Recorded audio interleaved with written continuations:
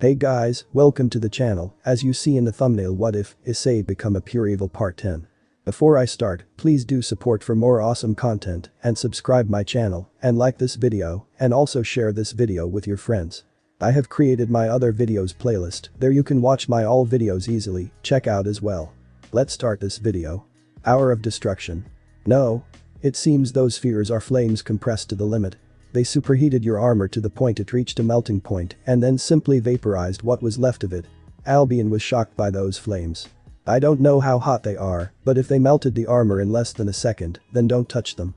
If they hit you won't receive burns, you will be turned into dust. He warned. Volley looked back at the even bigger crater that was made by him. The man was with both arms crossed in the shape of an X. He had light burns all over his arms, but nothing serious. Looking back to the one that caused the crater, Ice narrowed his eyes even more. I can't let my darkness heal me, at least, not yet.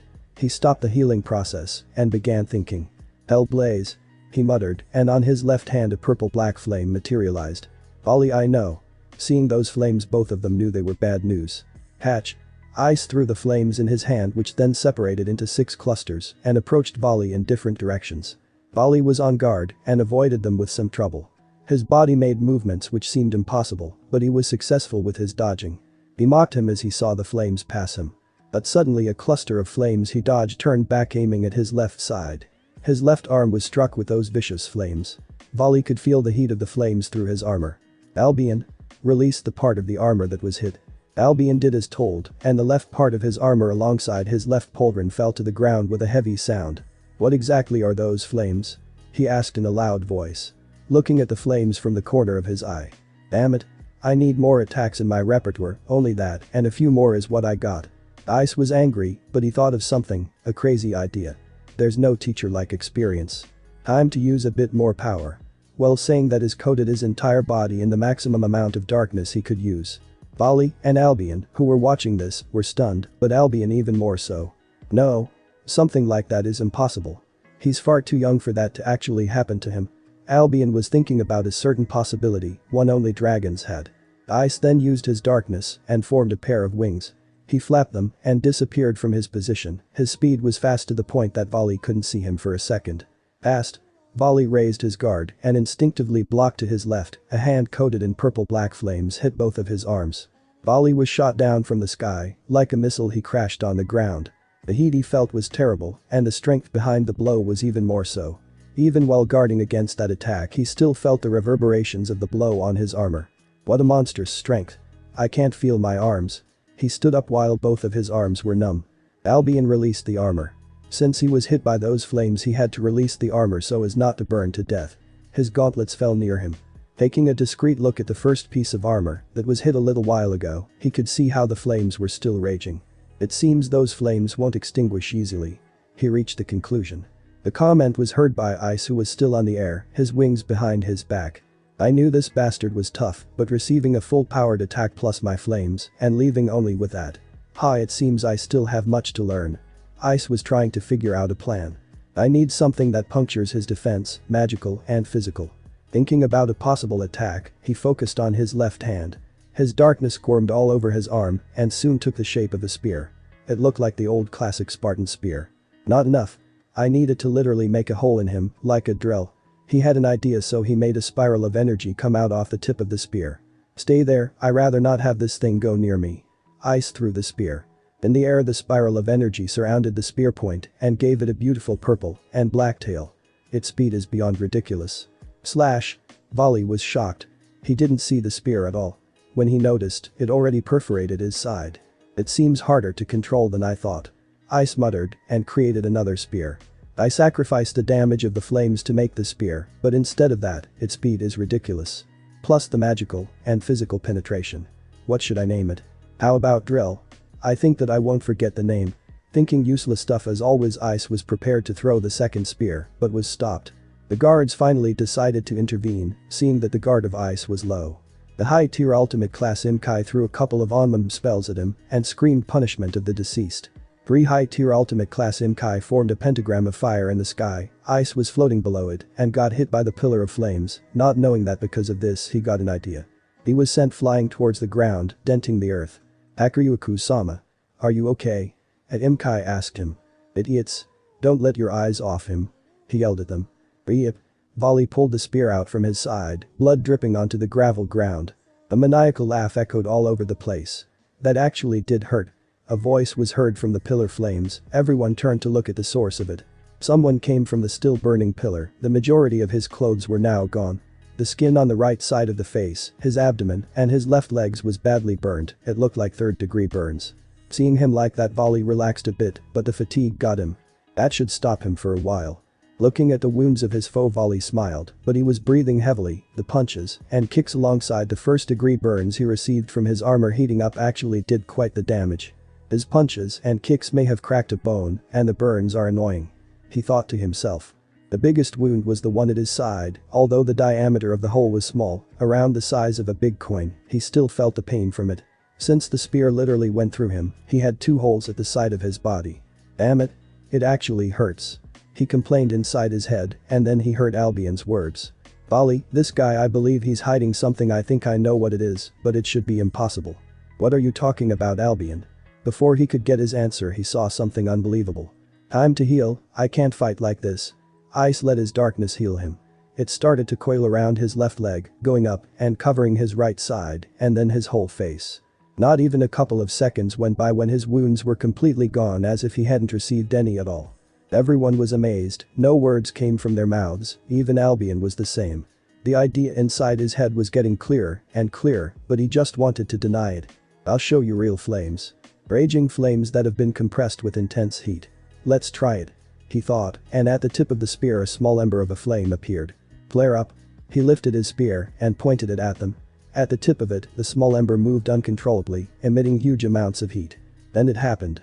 Everything in front of Ice was swallowed by a huge tide of purple-black flames. The flames in a split second turned into a pillar that reached the heavens, and everyone, aside from Volley who moved on instinct, was swallowed by it. The Imcase, every single one of them, had burns covering most parts of their body, some more than others.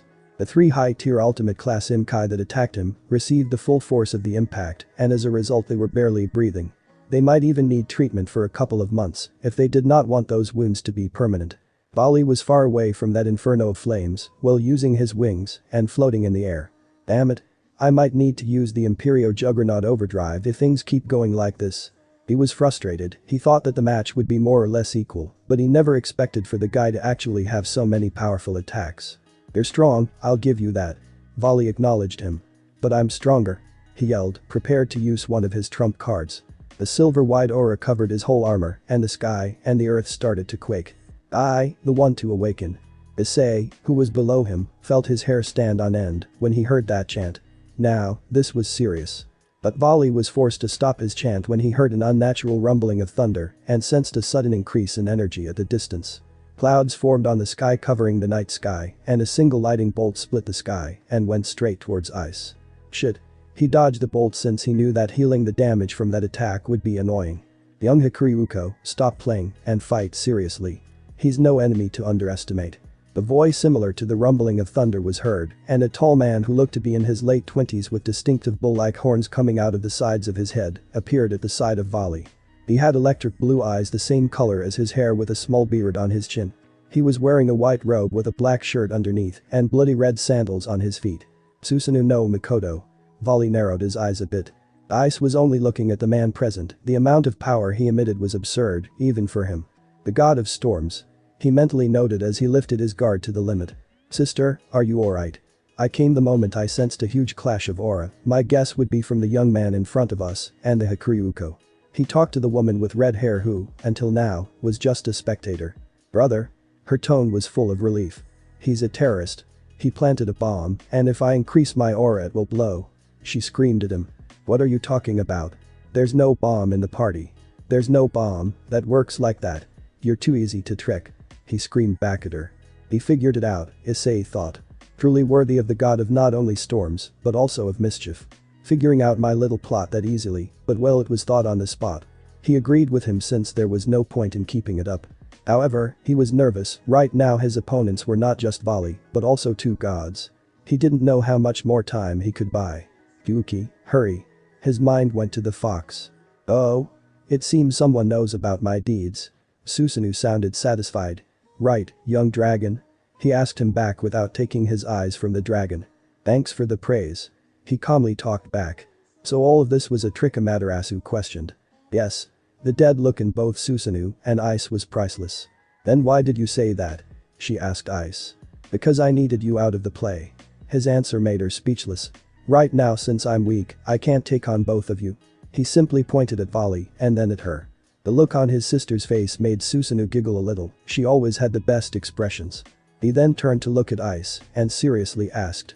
What do you want, dragon? Me? From you? He sounded confused. Nothing. He replied, after all, he wasn't interested in the treasure, he's only helping Fuyuki. Then why are you here? God asked again, confusion written all over his face. I just came here to help someone. He concentrated his aura, forming a huge pillar the same color as an abyss. The atmosphere turned heavy, and the ground underneath him as well as the clouds in the sky started to disappear.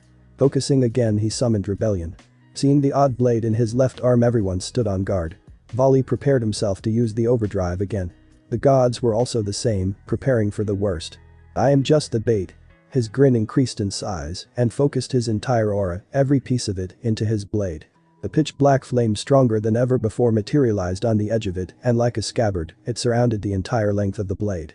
The heat it emanated was ridiculously high, rocks in his surroundings started to melt, heat waves could be seen in his surroundings, the structures behind them started to catch up in a blaze.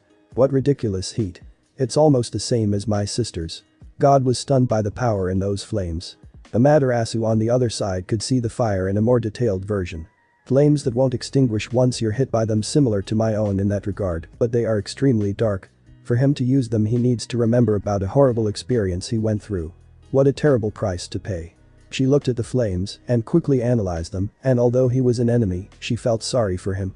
Those flames were beautiful, but to use them it seemed he needed to pay a price. If he wasn't an enemy, I would have trained him to use his flames without a cost. She was lamenting about how fate played her. Ollie, don't let that hit you. Albion broke him off his thoughts. Even with the Imperio Juggernaut overdrive, you would probably suffer unhealable wounds. His voice was deadly serious. Those flames hold that much power. He was speechless at the power of those flames. Maybe those flames can seriously wound a god. Albion muttered his thoughts. Volley looked at Susanoo and saw the serious expression on his face, further proving Albion's point right. So they can hurt a god. He regained his bearing and asked. Yes, but they can't kill them. Still, they are capable of hurting them. An amazing feat. Albion was proud that one his race was capable of that much. It seems my guesses were right, you did awaken your aura, hatchling. To gain that much strength, what kind of suffering did you go through? Albion thought to himself. Clang. The sound of metal made everyone pay attention to the man once again. Let's see how much damage this can give you. I said with a wicked grin. He shook his blade, making a little ember of the flame hit the ground and instantly combusting all around it. He flexed his muscles on all of his body and like a flash of lightning, he reached the god of storms. Forcing his left arm to the limit, he used every ounce of strength he had and screamed. Kamichijiri. He swung the blade in a diagonal fashion right onto the god. The curved energy wave was released on top of the god. It was huge and outrageously powerful. The god, not expecting that amount of power, crossed his arms at the height of his chest and covered himself in a blue aura that had white lightning on its surroundings. Brother. The woman screamed, surprised by the amount of power behind the attack. The energy wave continued its track, burning everything on the ground, then it reached the Imperial Palace. Like a hot knife through butter, the black and purple energy wave cut the entire Imperial Palace in a perfect half. Meanwhile, Ice fell down on a knee and was breathing heavily. His demonic state was removed and only his mark remained, clearly from overusing his aura. Damn. That was tougher than I thought. Not even properly thinking, he tried to calm his heavy breathing. After that, he heard a voice coming out of the light blue wings of his rival. It seems you did it, hatchling. Albion's voice sounded satisfied. His partner and the goddess were surprised by the words of the dragon. With his head low, Issei replied. Took you a while to figure out, Albion. Issei managed to regain his breath, but he could feel his left arm was broken because of the last attack. Well, that happens when you control huge amounts of power without experience. I should be happy my arm didn't blow up, he thought while trying to heal his arm. Amazing, you actually did it. Well, the lights of the divine diving wings blinked repetitively, Albion said to him. With you, hatchling. There are 11 dragons that have awoken their aura throughout history. An incredible feat. Hahaha. Albion was extremely excited, maybe because his race was once again gaining strength. Meanwhile, the goddess and Vali went wide-eyed, they didn't understand what the dragon was talking about. Hatchling, I am also sorry. Issei could see that Albion was sincere with his apology. For you to have awoken your aura so early, you must have been through an experience that words cannot describe it. Albion knew the reasons for their aura to activate. One was good, but took a long period of time, and the second one was terrible to the point you wouldn't want it, even for your worst enemy. Issei laughed in silence at the words of Albion. He was grateful that he felt that way, quite the good dragon. However, their break didn't last long before a blue aura with white lighting was seen in the distance. Susanoo appeared at the side of Amaterasu, this time with a wound on his body. It was a long cut going along his left arm and to his shoulder. The one in his arm looked skin deep, not painful at all, but the one in his shoulder looked like it reached his left collarbone. Blood was overflowing from the wound and its edges were charred black. Incredible. No one had managed to hurt me this badly in more than 600 years. He touched his wound with his right hand. Young dragon, you are the first to have done this feat. Susanoo spoke with a calm voice, even when respect was seen in his eyes. Shit. Ice cursed, he had hoped that he would have stayed down for a little longer. Sister. The evacuation started the moment the flames covered his blade, so no one got hurt. Also, they already evacuated the entire palace, so only us three and him are left. The god talked to his sister as he felt a sudden burst of pain in his left shoulder. I can't fight the three of them. I still need to gain more time, but the only path left is to reveal myself. He was doubting whether to reveal himself or not. Young dragon, you have nowhere to go. Why not give yourself in? The storm god tried to convince Ice. No one got hurt aside from the guards, but you let all live. I don't feel angry from my wound, but rather intrigued. I want to know about the man that has wounded me for the last 600 years. His speech was quite convincing. The young Hikariuka will be eager to fight you again, and the White Dragon Emperor himself feels proud about you. My sister was indeed tricked by you, but she's kind and has a great heart. If she was able to forgive me, then she will forgive you if she hasn't done so already. God tried to convince Ice, truly worthy of the title of God of Storms and Mischief. His words were as sweet as sugar. The only way to gain time is to reveal myself. No words spoken can elongate this. He finally reached a conclusion, his head still low, he grabbed his knee with his other hand and soon started to lift himself upwards. I don't have enough energy to fight, that last attack took everything from me. He was mentally thinking about any possible solution. It seems my freedom lasted only for a day. But what a day. He stood from his position, slowly revealing his face, but a figure blocked his vision. Of course, the other way was the same. A beautiful woman stood in front of him, she had tears in her eyes. Everything he went through was seen by her inside the room where the Asakani no Magatama was located. The seals and spells took her a longer period of time than she thought, but seeing him fight against a Hikariuko and defeating him against the Imkai and defeating them as well, plotting and tricking the sun goddess and injuring the god of storms, her heart felt warm, indescribable warmth that made her happy and safe. You were willing to sacrifice everything and got so wounded because of me, a person you just met. If that's not worthy of my trust, and even more, then I don't know what is.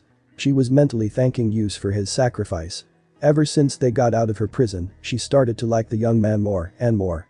From being the serious guy during important situations, to the jokey man that made her smile, to the teasing man that made her blush, to the man that told her about his dream of being free and traveling around the world. Her trust was already his ever since he spoke those words in the cave. Ever since he freed her and gave her reason to keep on fighting. What she was looking for, all of this time, was if he was worthy of her feelings. Being always alone ever since young, she longed for the company of her other half, one that was worthy of her emotions and heart and that didn't lust after her beauty. She wished for someone to stay by her side even in the worst of moments, and after seeing all that has happened and still deciding to give up everything, she tossed aside her doubts and came here to help. Now she was certain of her decision. Ryoto Issei, you just won my heart. She was crying because she was happy that the feelings she had were for such a splendid man. Now is my turn to make you fall for me. She was a decisive woman and now she had a goal. You got it? Issei asked the beauty that was giving him her back. Of course, sweetie. Who do you think I am? Her tone was flirty, that alone made Ice smile. I'm glad you have it back. He truly was happy about that, she was sure of it. We need to leave. Fuyuki didn't lose for a moment the silhouettes of the gods in front of her. She didn't feel scared, rather excited. I can't use my gate, that last attack took everything from me, just keeping myself like this is costing me a lot. He explained his situation in a low voice. Who are you? The storm god asked the woman. He was disappointed that she appeared, after all, the young dragon was almost going to give himself in. Damn. He was annoyed, he held a lot of interest towards the dragon, even now the wound still hurt. Me? Sorry, I'm nobody. She teased, but her voice was cold and cautious. I only came for our leader. See, recently he had an accident so he isn't in his best condition, yet he still decided to come. Quite the man, she explained to the god as she licked her lips, managing to get a surprised look from the three. Not in his best yet capable of wounding a god, everyone thought the same. At that moment Fuuki closed her distance with ice and used her senjutsu to help him recover some of his lost energy. That should help you stand up properly. She was worried, he noticed that. Thanks, Fuuki. Those words were whispered into her ear, making her slightly blush. You're welcome. She replied with a seductive voice that made even the god of storms hide his blush. Think you can take us out here? Issei was still the same piece of ice as always. He used his former transformation and covered the side of his face, and thanks to his hair the other side was also covered. He finally could relax, since they hadn't found out about his identity. You can't escape. I already sealed the space itself. No one will come or go without my permission. Amaterasu told them, the words of her brother still in her head. She also felt interested in the young boy whose flames of his were really similar to her own. For him to reach that mastery at such a young age, it was incredible. Sorry, young man, but I won't let you escape. She sensually licked her lips as she hid the interest in her eyes. Her head was filled with thoughts about his capture and questioning, then her offer of protection and training him to be a possible future successor of her position. After all, the new generation was monstrous, and now was the time to change rulers, and the young man was smart, cunning, courageous, but also devoted to his beliefs. She liked that. You're already plotting, sister. The god of storm recognized that look at any given time. It was the look she gave when she wanted someone at all costs. To this day, it still scares him a little. Not at all. She replied while making a cute face. Young dragon, you just got the attention of someone you shouldn't have. I'm so sorry. He felt pity for the dragon. So who are you? I did not sense your presence until now. Volley at the sight of the masked woman. I'm Imkai. That tone reminded him about Lavinia, but he could feel the chill in her voice. Imkai? Then why have I not heard about you? Amaterasu tilted her head. They had all the time in the world right now. Maybe because my entire family was chased by your subordinates ever since a couple of centuries ago. She tilted her head cutely, but a sharp and chilling voice caused her to stop. Ice noticed this and placed a hand on her shoulder as a sign of support. Are you sure about this? He asked in a low voice. He knew what she wanted to do. Yes, I will no longer hide.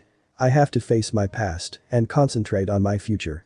She had a glow in her eyes, something he loved to see. You finally have that light in your eyes, while thinking that he didn't notice how the last part was said while looking at him with glistening eyes. Oh, Issei, seeing his smile made her feel butterflies in her stomach. Jazzed. Her thoughts were interrupted by Amaterasu. She heard the same words from the young man a little while ago. Yes. Because no one cared about the other side of the story, my grandmother was chased all over the country and then killed. Fuuki bit her lips, drawing blood. Just because the people thought she was an evil being. I squished her shoulder tightly. Because of the greed of an emperor she was chased and forced to live in the shadows, giving birth to a single little fox that depended entirely on herself in the cruel world. Issei, seeing this, moved his hand from her shoulder and instead went for her own hand. Feeling his warmth, she smiled and gained courage. That fox was used by a man just because of her beauty and gave birth to another little fox. The mother died while giving birth and the little fox was left alone and picked by humans. They raised her like their own, but in this country, because of her nature, she was chased by her own kind and captured, about to be executed. The god of storms was quiet, Volley as well, but the one that was most shocked was Amaterasu. She heard all that she went through thanks to her own kind and felt awful. Without any hope in sight, she gave up in life, but was saved by a young dragon that was looking for her. I want you as a part of my team. I want you to regain the light that your eyes should have. He told her those words, and soon she believed them. She started to trust him, and slowly she believed that she would be happy again. Ice was slightly embarrassed when she mentioned his words. He told her that in the heat of the moment. That little fox was me, and that story is the story of my life, and the one of my family. She was ready. I formally introduced myself. She made a reverence. My name is Binakamichi Fuuki. Pure-blood Imkai, an expert in all Japanese arts, Senjutsu, Yujutsu, Tauki, Onmon arts. Proud descendant of the Kyuubi no Imko, Tamamo no Mei. At those words her 9 tails and ears became visible, red in color with a tinge of black. Everyone widened their eyes in our shock. The descendants of the Kyuubi no Imko were supposedly exterminated a long time ago.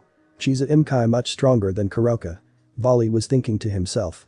The last descendant of the original Kyuubi. Susanoo thought to himself, clearly stunned by her words. She is, Amaterasu had no words, someone like her was extremely powerful and rare. She could be an incredible force on her faction, second to none, not to even Yusaka. Fuuki felt a weight being lifted from her shoulders. You did great. Ice comforted, his voice made her want to hear him more. Please talk more. She was already blinded by her feelings. Incredible. Susanoo screamed. The last known descendant of her and possibly the strongest Imkai. He was clearly excited, first the dragon boy then the descendant of Tamamo no Mei, treasures were appearing on their faction. They wouldn't let them get away, this incident will be solved privately. He didn't want the rest to know about the treasures in front of them. Fucky, we should leave.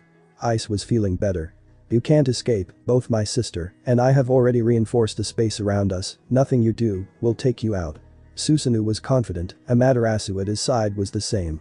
We won't do anything, this will do it for us. Fuuki lifted her left wrist and on it, a bracelet was seen. It was extremely thin, black in color with only a couple of green magatomas on it. Seeing that thing, both of the gods lost their proud faces and instead were replaced with anxiety and shock. Break the boundary between worlds, Yasukani no Magatama. Hearing the chant, both gods flew at them. Transfer. The bracelet shined and then space started to twist and soon, it broke. Seeing this, both gods increased their speed. Ice and Fuuki, the moment space was ripped apart, were already getting in. Fuuki even had the gall to say, bye-bye. A-chan Susa-chan, mockery was clear in her voice.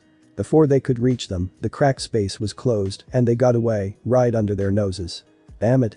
Susanoo was angered, they actually had the Yasukani no Magatama with them. If he knew earlier then he wouldn't have played with them, they got played by two kids. Damn. Quite the youngsters. He calmed himself, his sister was pretty much the same. What will we do? He asked his sister. Report it to the factions, everything. That's our best move. We need to find them again and better get the help from the factions. She spoke to her brother, getting only a nod of his head as a response. The Kuryuuko, we ask you to not talk about our interest in them, only what's necessary. The goddess bowed her head. Bali meanwhile said, okay, you'll owe me one. I also don't want more work that's boring, and notifying them will send me to the field to look for them, better for me. Vali agreed as he also had his motives. Albion, what were you exactly talking about with him? He remembered the conversation he heard between them. About that it will take a while to explain. Albion knew that Vali wanted information about him. We have time after this. Vali was interested in the words from Albion, not once has he heard him like that.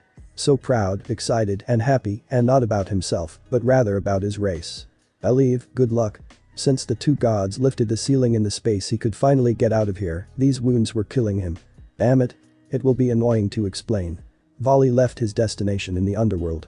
In another location, also inside of Japan, both Ice and Fuuki appeared out from a crack in space.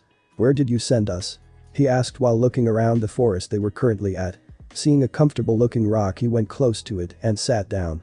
Nasuno, my home. She replied while walking towards Ice and sitting next to him. Thank you for everything, it means a lot. She told him while hugging his left arm.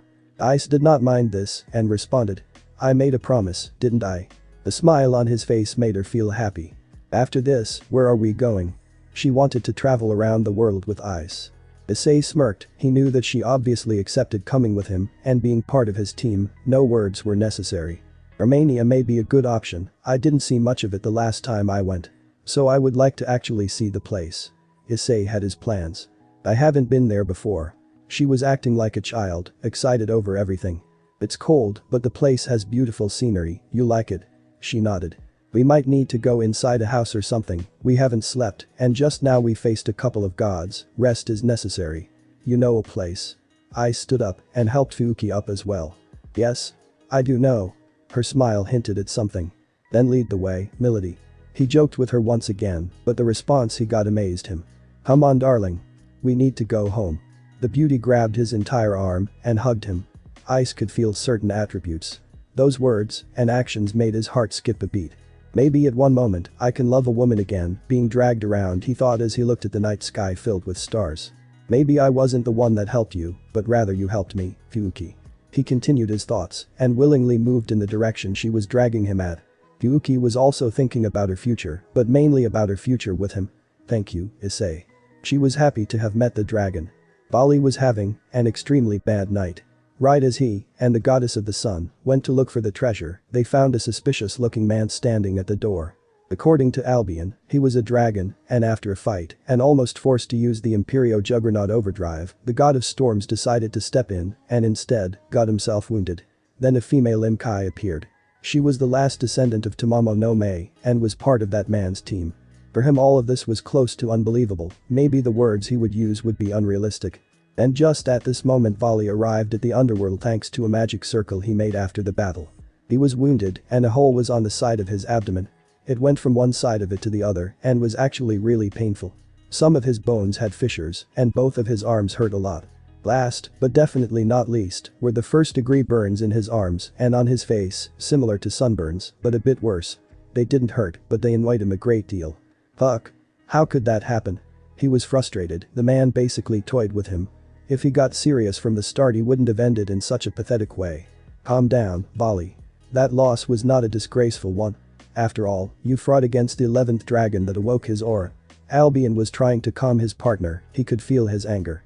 You need to explain to me about that aura. Even at that moment you were extremely excited. Vali eyed his sacred gear. Yes, after all, you will fight against him once more, and you will need to know as much as possible. Albion agreed to his words, but the trace of happiness in his voice couldn't be hidden. Then talk.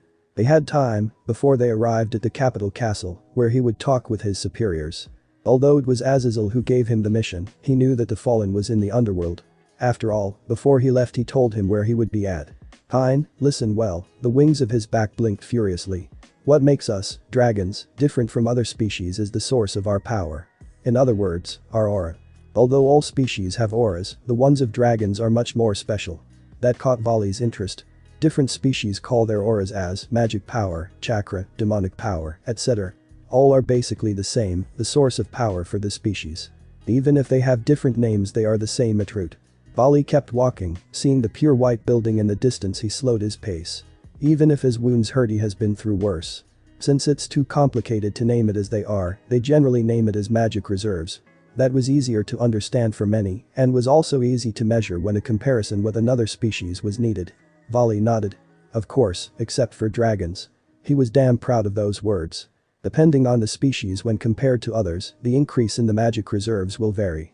Humans are the lowest while dragons the highest. What I mean is, if you put a human, a demon, a dragon, and an angel of the same exact class and tier, their magical reserves will be different from one another. Those words made Vali interested, he more or less knew about that. The humans are the lowest since their bodies can't handle much of the aura. While the rest of the species around the world are different. He paid attention to those words. Dragons are beings born of pure energy. Their bodies take physical form because of the excess of energy, and thanks to that, they have the highest amount and purity of aura in comparison to other species. Vali was silent with that, he kept thinking about his fight with that man. For him, Albion was saying something he never even heard about, just your average rumors. But, he had some questions. However, he decided to wait for his partner to finish his explanation. There are rare exceptions among races, and the vast majority of them are humans. The so-called heroes. They, by some way or another, manage to hold inside their bodies more aura and therefore become stronger. Vali widened his eyes at this. I see. So that's why they were so different as compared to other humans. He muttered under his breath. No wonder Cao, Georg, and the rest caused me so much trouble. Vali solved another mystery that had been chasing after him for some time. This time he felt that he understood why those heroes were so annoying to deal with. Correct? Albion also agreed with the comment, such humans were rare, but they existed even though this generation had a few. However, dragons are different. He made himself clear. Since our bodies are essentially energy, our compatibility with aura is the highest. Pride flooded his words making Vali roll his eyes. And thanks to that, we can gain something out of it. Something? He was intrigued. The way for a dragon to gain their aura is to either wait for an extremely long amount of time to pass or to suffer an experience that is capable of changing their psyche. In other words, their personality and even their soul. Vali stopped his musings and asked what kind of experience. The worst kind. Albion's tone was deadly serious. Until now only Tiamat and IluLuga have experienced this change, the rest of us waited a long time. Albion felt nostalgic, he more or less remembered those days. How about the evil dragons? They are strong, and it should be impossible for them to be that strong without that aura. Vali asked back. Ah, but we don't count evil dragons in our numbers. Albion made his point clear as Vali nodded his head once again urging another explanation. They became corrupted and fell into horrible and bad emotions, and those same emotions changed them horribly. The difference between the evil dragons and those that awoke their aura in the worst way is that those that awoke it have their emotions and feelings controlled, and exactly because of that it caused a change in their aura. I see. Vali widened his eyes at the realization of something. He noticed how important this was for the dragons as a species. Until now only the dragon kings including Tannen, Drake and I and both Office and Great Red have awoken their aura. That hatchling is the 11th. So he's basically a miracle? Vali asked, finding the words ironic. You can say it like that. Albion's words made Vali silent. But then, what does the aura give? He asked the most important question, but the answer he got left him baffled. Who knows? Albion said to him. He could swear the dragon shrugged his shoulders. What do you mean? Vali had an eyebrow twitching, he did not expect that. Each dragon's aura is unique. Some are extremely weird while others plain simple, but that hatchling's aura is definitely one of the weirdest. Albion remembered the darkness. His aura has many things. Those flames, and those spheres of darkness that basically vaporize everything. It also healed him, but most importantly, it changed to fit his needs during the battle. That is something that makes no sense, Albion was thinking in a loud voice. Then compared to others, how good is it? Compared to others? The white dragon sounded confused. Seeing all those changes, and the fact that he just recently awoke it but was already strong enough to force you to almost use the Imperio Juggernaut overdrive, my guess, although I don't like to say it is. Vali was discreetly sweating. If his guess was right then. If he masters it completely then. It could match Drake and my own, the tone he used was filled with certainty. Vali inhaled a cold breath of air. In other words he could be, yes. He could be another heavenly dragon. He interrupted him. Another heavenly dragon, he was shocked, not a single word escaped his mouth as he focused on his thoughts. After some time, they reached the entrance of the capital castle, but neither Valid nor Albion spoke after their conversation ended. Both of them were deeply immersed in their own thoughts. Unknowingly, Vali walked past the huge oak door and mechanically walked up the stairs. At the entrance of the office, where the leaders told him they would be, Vali finally regained his cool. Those words really stunned him for some time. Leaving those thoughts aside he breathed in and out. After feeling like before, he walked inside.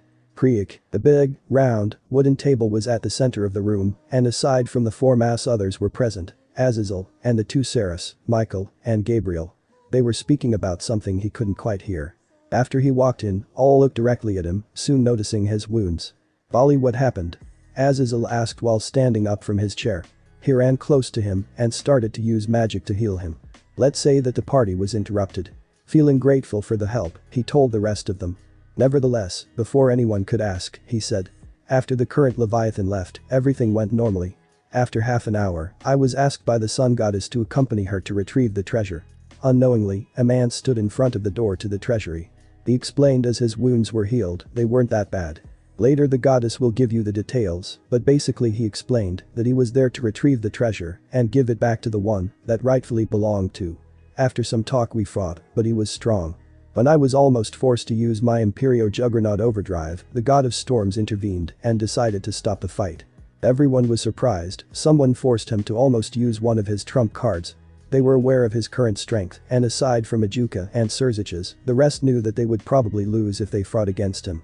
Seeing this, the man used all of his strength for an attack, a single swing from his blade volley gulped at the memory. He covered it in black flames that appeared to be impossible to be extinguished, and attacked. That slash managed to injure the God of Storms to the point that his shoulder was hurt pretty badly and the wound reached his collarbone. Oh right, he also split in half the entire Imperial Palace. He said nonchalantly. Those words managed to scare quite a few. That man managed to harm a god and a God of Storms and battle at that. He was a real threat. After that, a woman appeared and told us that the treasure belonged to her family. Vali moved his sore body as he finished his words, feeling a bit sore. Who was that woman? The current Leviathan asked. Her? He smirked. She's a really special woman, even in my terms. Vali still had trouble believing that someone like her was alive and allied with a future dragon emperor. Just that thought made him want to fight against him again. She is a pure Imkai, a Kyubi no Imko. In other words, the descendant of Tamamo no Mei. He crossed his arms. The God of Storms called her the strongest Imkai in the world. The light in his eyes betrayed the calm in his voice. All present were amazed and speechless. The strongest Imkai. Just what those words entailed. That was not a simple compliment. What happened after that? What was the man like? Azazel asked, this time with light in his eyes. He looked just like a child. They escaped. He waved his hand.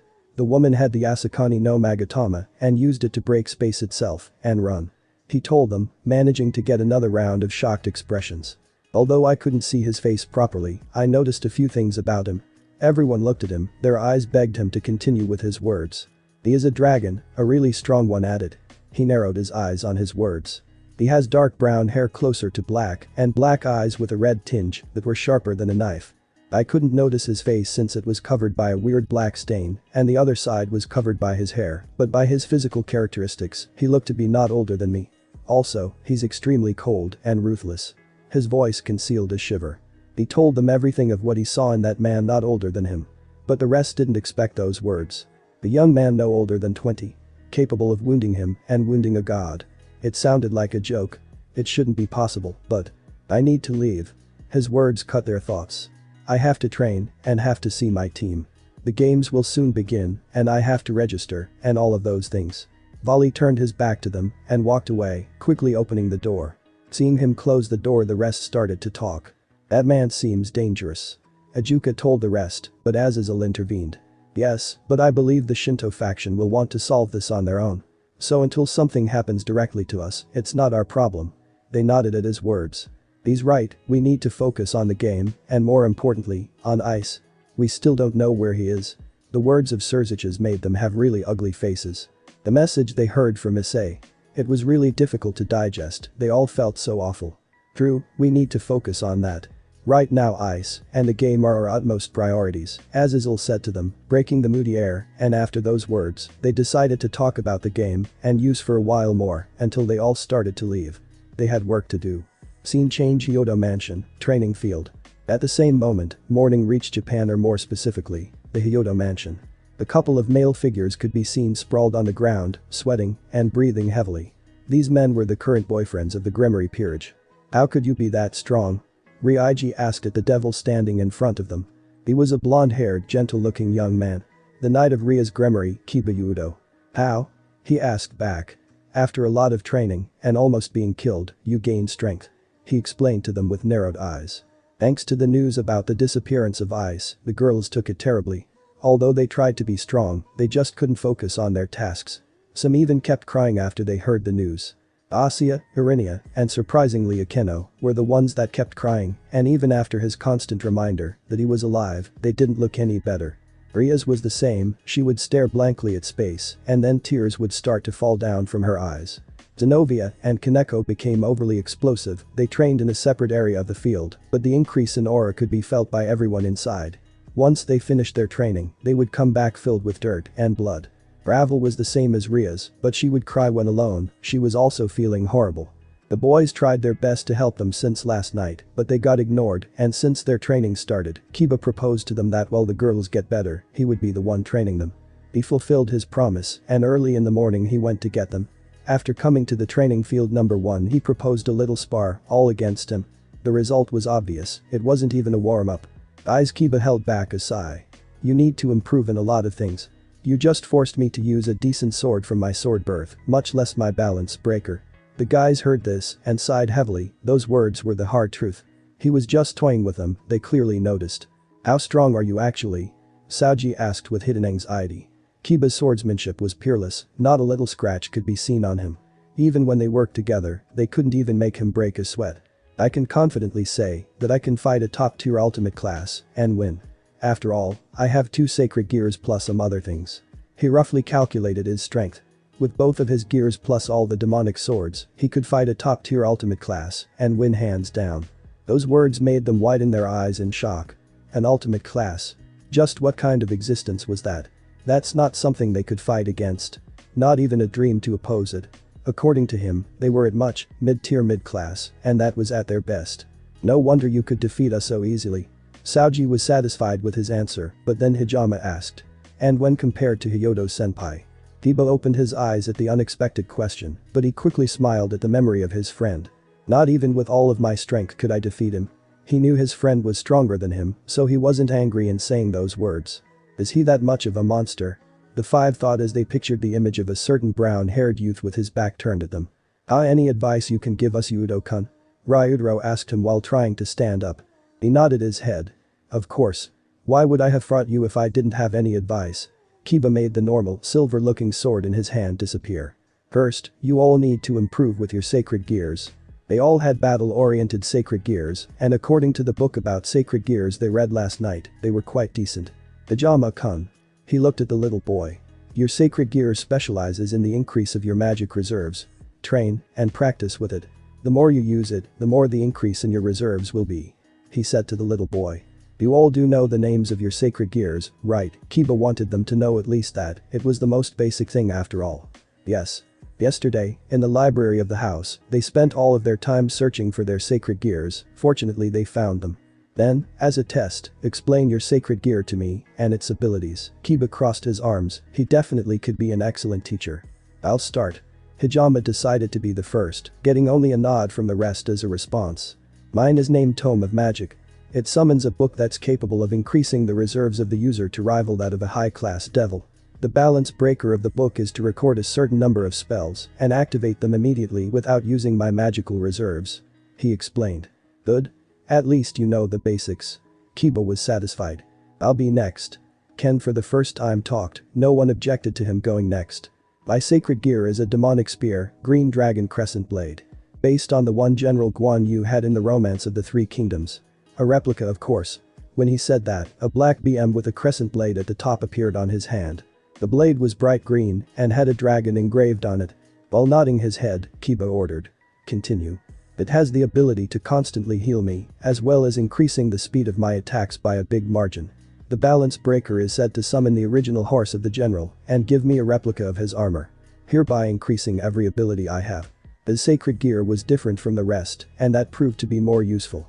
He liked that about his sacred gear. Okay, sounds interesting. Kiba was a little bit interested in the spear. He then pointed to Isauji signifying his turn. He stood up and said. Mine is more of a support-oriented sacred gear. It's named False Gift. An ability which lets me create a complete clone of myself that has the same abilities. The balance breaker lets me create an uncountable amount of clones, all having their own mind. That balance breaker it can be quite annoying, Kiba was curious about that balance breaker. Then his eyes rested on the next figure. Knowing what that meant, Ryudro stood up. Mine is called Mantle of Cows. It creates a mantle of red energy that surrounds my body. It can disturb any magic thrown at me, dissipating it. The balance breaker can absorb the magic thrown at me and with that energy increase my physical abilities temporarily. He was proud of the ability of his sacred gear. Good enough. Kiba then turned his eyes to the last one present. Mine is called Perfect Warrior. A rare sacred gear that's capable of creating any piece of armor I wish, increasing my magical and physical resistance, as well as my physical capabilities on the part of my body that's covered by the armor. It seemed his sacred gear was a bit stronger than the rest. The balance breaker is capable of creating a full body armor alongside a weapon that has all the former abilities, but on a much higher scale. His sacred gear was the strongest of all of them, but compared to Kiba's, it was a tier below. Good. You all know of your sacred gears, the next part is to train with them and awaken the balance breaker. With that done you can become much stronger, Kiba explained to them while sounding serious, a small smile on his face. The rest nodded, they had a lot of things to do. After that they decided to start the training again, however, a magic circle appeared in the center of the field. Seeing the serpentine crest and the blue color Kiba paled. That's not good. After the light filled the room, a dozen or so of people could be seen. Yo, Kiba. How's everything going? An average-looking man walked near him and greeted. He had a normal face and blonde hair with blue eyes. He had a casual and friendly attitude, but the aura he emanated was really dense, as if he was cursed by something monstrous. The five men took a step back, afraid of the presence he had. Saji-kun. Kiba smiled sincerely. It's been a while. Things have not been that good. Kiba said to him with a tired face. Seeing this, Saji wanted to ask more about it, but another figure appeared. A woman with piercing, cold, and calculating violet eyes. Having short black hair and glasses on her face. She had an emotionless look written on her face, but due to her short height, it reduced the desired effect. Kiba-san, greetings. She bowed ever so slightly. What do you mean by that? The woman asked with piercing eyes. So Nasama he held back a sigh. It should be better for my master to explain things to you. Please, only bring the necessary people, she isn't well. Kiba bowed deeply to her and asked. The woman was surprised, but seeing the face the young man had she knew that something happened. Very well. so she agreed. She turned around and looked at two of her subordinates, the blonde-haired from before and a beautiful woman with long black hair and a big bust. She also had glasses, butchers were deep blue in color, different from the pink one Sona had. "Tsubaki, Saji, come with me. We'll visit Ria's," she ordered, and the two mentioned only nodded their heads. "Yes, Sona-sama," they answered with an almost military tone. "The rest please stay here. Help Kiba-kun with whatever he needs." The rest of her peerage nodded their heads and stayed, practically doing nothing. "Udo-kun, please ask them for anything in your training." She called back to him and then started to walk to the exit, followed by her queen and her pawn. Reaching the elevator door, Saji asked her. "Sona-sama, what do you think happened?" Saji was intrigued, he saw how Kiba was down, but he seemed to hold it back. "I do not know, but by the look in his eyes, I can say that it's nothing good." She started to think, quickly trying to find an answer for the question, yet not a single idea came to her mind. Opening the door of the elevator, she pushed the button labeled as 3, it wasn't her first time in the Hyodo mansion. The journey ended really fast, soon the door opened, and a huge hallway was seen with a couple of doors at either side. "Tsubaki, Saji go and find the rest of Ria's team. I'll go look for her." She walked out of the elevator. Both of the mentioned ones nodded their heads at her orders and left in opposite directions. Sona went to the second door from the right and knocked. "Knock knock knock, Ria's? Are you there?" she asked, hoping for her friend to answer. Not hearing an answer, she decided to enter. "I'm coming in." She turned the doorknob and walked inside. Her friend was standing near the window, looking outside. She could see how her eyes were red and the look in her eyes that appeared to be lost in thought. Ria's didn't notice her presence in her room, instead, she kept looking out the window. "Ria's? What happened? Why are you like this?" It seemed those words woke her up from her daydreaming. "Sona? Why are you here?" Ria's asked back, her voice sounded raspy, as if she was sobbing not too long ago. "I had some free time and came to talk with you, but it seems something happened." Sona fixed a position of her glasses and approached Ria's. She then sat on her bed and patted the other side. "Sit. We need to talk." Those words sounded more like an order than a proposal. Ria's nodded her head and sat down at her side, her head hanging low. After some minutes neither of them talked, however, Sona asked. "Ready to talk?" She was worried over her friend. Nod nod dot star. Ria's looked into her eyes. It's about ice. Those words made Sona widen her eyes. What exactly happened? She saw those eyes once before, when Ice was presumed dead. That moment was definitely the worst for the Gremory group. But she dismissed the thought, instead, the idea that they had some problems in their relationship, and due to that Ria's was extremely affected filled her head. "Please explain, Ria's, I can help." Her words are soft and calm. "Okay," Ria's voice was low. She began her explanation, her head low, refusing to make eye contact. "I was scared." Sona decided not to interrupt her, she knew this was important. "My relationship with Ice, when the beast was sealed, and after it was extremely slow. I was afraid that I wasn't doing a good job as his girlfriend." Those words, Sona knew something happened, and the cause was not Ice, rather, it was her. I didn't know what to do. Every conversation we had was empty and direct, just straight to the point. For a couple that's not something good. Tears fell from her eyes. There were times in which I didn't know how to answer. I didn't know what to do. I didn't know what to talk about. She was grieving. I wanted to go on a date with him, but things were so complicated. If we couldn't even talk, then what about a date? It would have gone horrible. Possibly starting a big problem, rather than fixing it. Ria's ended up screaming. "I have never been with a man. The only ones I have ever talked to were my father, my brother, and his peerage, and Sererg. I didn't know how to become closer to him. I didn't know what to do." Ria's has always been solely with women. Getting closer to a man was extremely difficult, and starting a normal conversation or something alongside those lines was basically impossible for her. She was always with her friends, and not once was she interested in the other sex, not until Issei appeared. He changed her whole world. This time she wanted to know more, to experience more, and to make him happy. Yet, because of her inability of talking naturally with the opposite sex, she wasn't making any advances in their relationship. Sure, she could seduce him like she always did, but a relationship isn't just that. So the only thing she could do was try to experience more. "I thought that, if things kept going like this, we would have to break up." Tears came from her eyes even worse than before. Sona just placed a hand on her shoulder trying to comfort her. "I was so scared I just stopped talking to him. The fear, the impotence of being unable to solve this ate me from the inside out. So I just left him, I ignored him, and I couldn't finish her words as she shook her head. After some time, I calmed my thoughts down and began searching for an answer to this problem. I wanted an answer, anything could work. She explained. Then I got an idea. What if I get closer to other men? That way I could solve this problem once and for all. Sona widened her eyes. Please tell me you did not. She wholeheartedly wanted her guesses to be wrong, she truly did. I focused more on school and tried to get closer to the men in my faculty.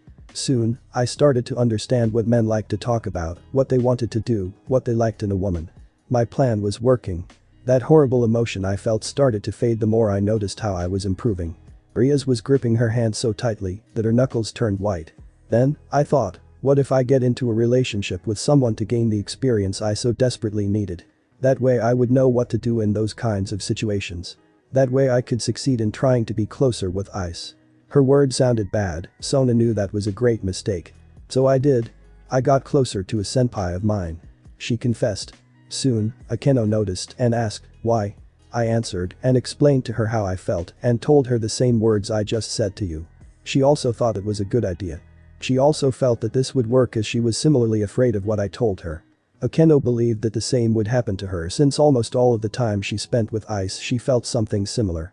So we aimed for the same guy, and the closer we got to him, the more we liked him. He reminded us about our childhood days in which we would talk about the perfect man for us. He fit that description perfectly. Riaz tried to explain. On the other hand, Sona was paralyzed. Her guess is actually right. She hated that she was right on that. After spending more time together we went on a date. It was perfect. Everything I wanted with Ice, but her eyes were teary again. The rest noticed this and asked us why. She confessed. Similar to Akeno, they thought it wasn't a bad idea, so they tried it out with men they thought were interesting, and like us, they started to like it. Talking about nothing particularly important, feeling like normal girls not related to the supernatural, being treated in a nice not lustful way. Sona was surprised, because she didn't think the rest did it as well. Every day was perfect, but we started to forget about Ice. Her tone was filled with guilt. Day after day we didn't talk to him, nor see him. Every time he tried to talk to us we would cut him out, we would scream at him, we would completely ignore him. All of us were rude and aggressive towards him. She continued, trying her best to hold her tears back. He tried and tried, but we ignored him and forgot about the things he did for us. We were too blinded by the feelings we had for the new guys. It was nice to be treated as a lady and not be looked at like a piece of meat. It was nice to have something to talk about that was not related to our lives in the supernatural. She couldn't hide the guilty pleasure she felt. The safety we felt during a normal conversation was so good. There wasn't anything that we thought was bad. Riaz turned her head and stared at the ceiling, her eyes puffy and red. But all those moments we spent with him made us compare them with him. We insulted him behind his back. We scorned him about his faults and treated him as trash behind his back. We made ourselves think he was not the good man we thought he was. She screamed with her hoarse throat as she covered her face with her hand, ashamed of what she did. After some problems occurred in our relationships, we remembered all the things he did for us. Everyone felt so confused. The feelings we have are still firmly rooted in our hearts, but we confused our goal, and after we remembered it. Ice is gone. Those were her last words. She explained everything from beginning to the end. Sona was astonished. The reasons she told her were absolutely stupid. Even for someone that has never been in a relationship, she knew her reasons were the epitome of selfishness and stupidity. It's normal to be afraid, but in these types of situations you go and talk with the ones involved and try to figure things out. If that doesn't work, then go talk with your parents, brothers, sisters, friends, and try to solve it, but she just ignored all of that and decided to try an incredibly stupid idea. And that idea got its repercussions. She literally cheated on Ice in the worst possible way. The rest did the same. They abandoned him and left Issei to his own luck. They, without a question, changed him for someone that they thought it was better. But exactly how many men would lay their lives down not once, but multiple times for theirs? Without a second thought. Sona knew that those men were basically non-existent. Hyodo Issei and Saji were rare exceptions. You could say they are miracles in the world, as ironic as that sounds. The girls were suffering because of their choices, and when they noticed that not everything was as good as they thought, they started to remember him. Sona stopped her thoughts. A question appeared in her head. What do you mean he's gone? She thought she heard wrongly. Yes. Because of us, Ice is gone. No one can find him. Ria's tears became ever more present. Thanks for watching this video. Part 10 is over. If you really enjoy this video, like, subscribe, and comment down below and turn on that bell notification. And also check out the playlist that I have created and enjoy. Link is in the description. See you in the next video. Goodbye.